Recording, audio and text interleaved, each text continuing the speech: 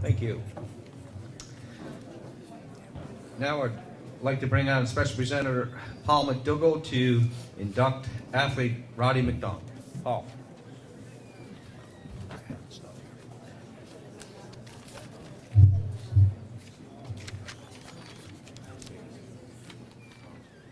Thanks very much, Ambrose. I'd like to thank the committee for inviting me out to the annual Lowell Cormier Roast, disguised as a Hall of Fame event every year. I don't know how you guys do that and trick him. And this year, they even got him to invite me to come here and talk about somebody. So really, the joke's on you, buddy. But anyway, it's a long story to ever explain how I get to be involved in this. But anyway, I write about boxing, so that's my job tonight. Just before I talk about Roddie MacDonald, I just want to make a couple of acknowledgments that I've just noticed through the night.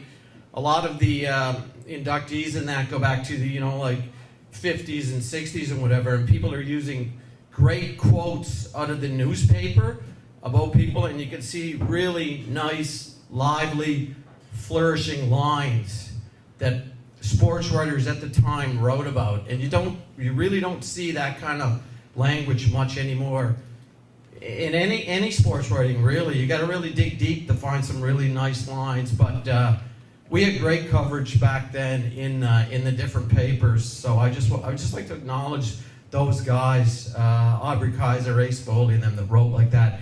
And I'm always telling people to read. Where's John White? Where's John? I'm always telling people to read John White's columns. He does incredible research. And John doesn't just write once a month about a new Waterford sports fan. He's covering all of Cape Breton, and he does some great stuff. And his piece today is down there on the wall. You should look at it. That was part of his speech there. It is really terrific. So John, just great work. Okay? And We've got two Canadian champions here tonight. One we're going to induct in the Hall of Fame, but another one, I'm not going to make him stand up, but he's going to wave his hand. 1965 Canadian lightweight champion of Canada, Tyrone Gardner.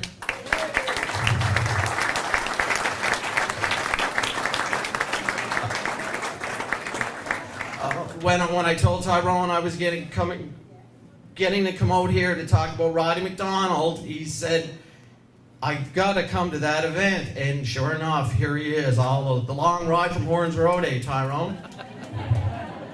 And Dan, Tyrone is another horseman. You should talk horses with him later, okay?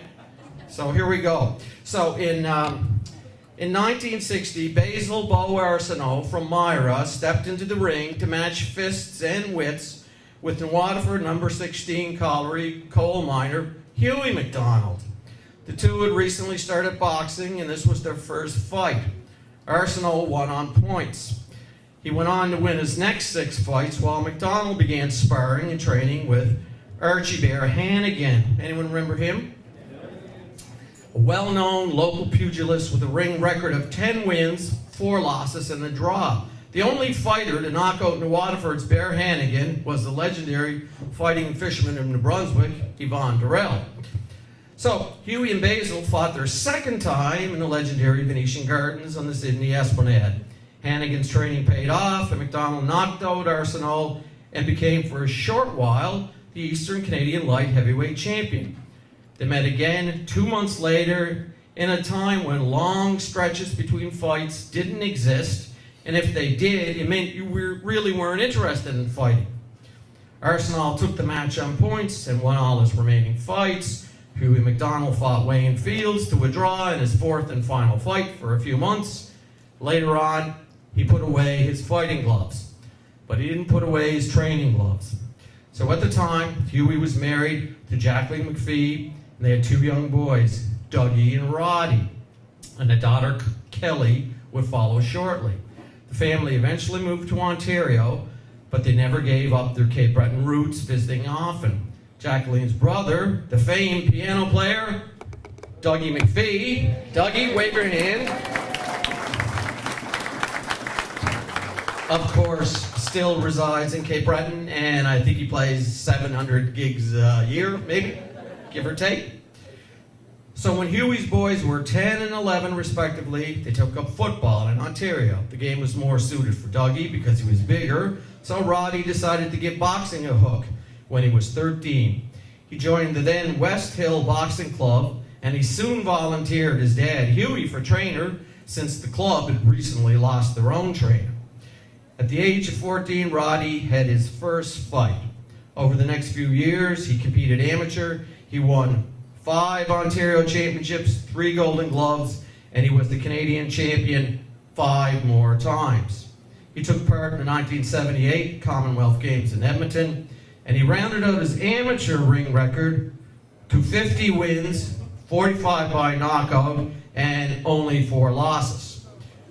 During his amateur career, he won Outstanding Boxer Trophy on at least 7 occasions. At the time, young Roddie was still in high school, and he was on the football team with his brother. But his shoulder injury in the first game of the season sidelined him enough to keep him off the gridiron for a year. So, however, under the ever-watchful eye of his trainer and dad, Huey, the father-son pair decided it was time to turn pro in boxing. The injury somehow wasn't going to affect boxing. And Huey then turned to legendary Cape Breton fight promoter Gussie McClellan. Anybody ever hear of that guy? Gussie McClellan? Yeah, right.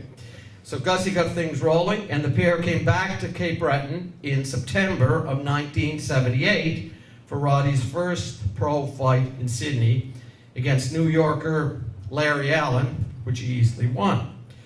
I was working as a student in the Beaton Institute that summer, where Dougie McPhee worked, and I remember him often speaking proudly of his nephew, the boxer. Roddie went on to win numerous fights in the light heavyweight class against the best the country had to offer. By age 20, he had battled his way up to a title bout against reigning champ Gary Summerhays, a puncher who Huey described later as having enough guts for 10 men. It was Roddie's first loss, the only one in his first 23 fights. A year later, the two fighters met again for the title bout at the Canadian National Exhibition Grounds in Toronto. This time, the 21-year-old was too much for the 34-year-old champ of the past 8 years. The referee had to stop the fight in the 5th after a devastating left hook sent Summerhays to the canvas.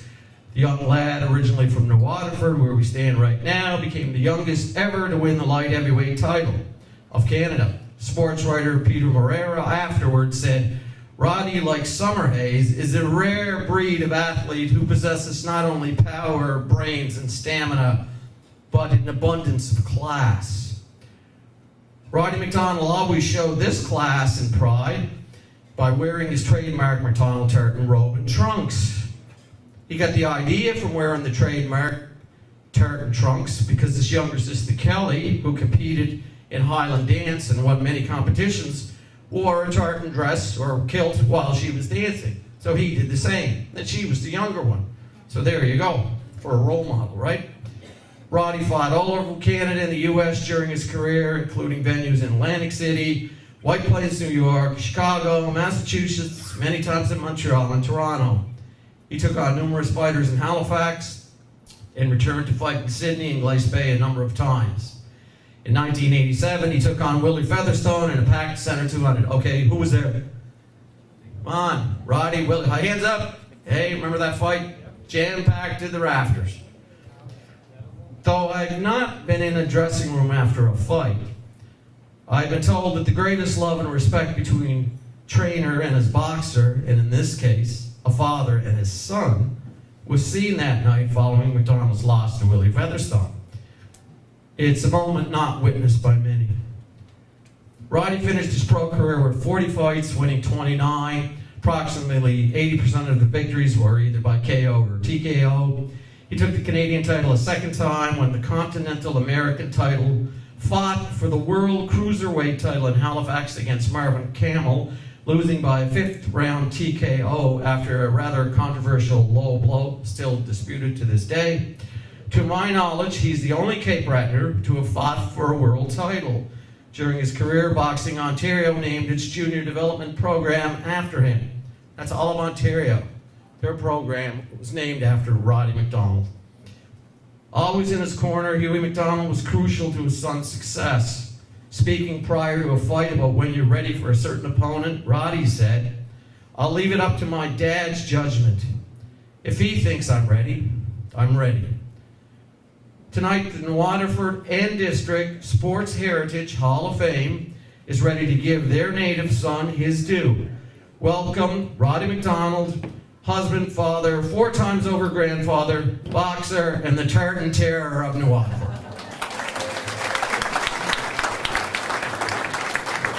Great job.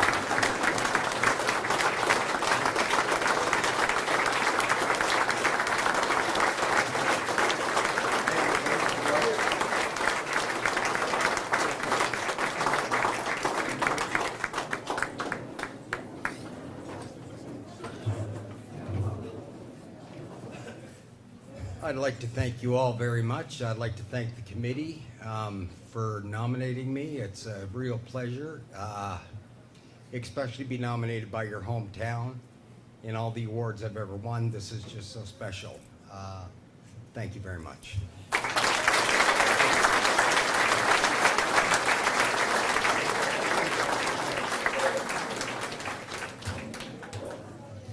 Looks like he's still Water, doesn't he?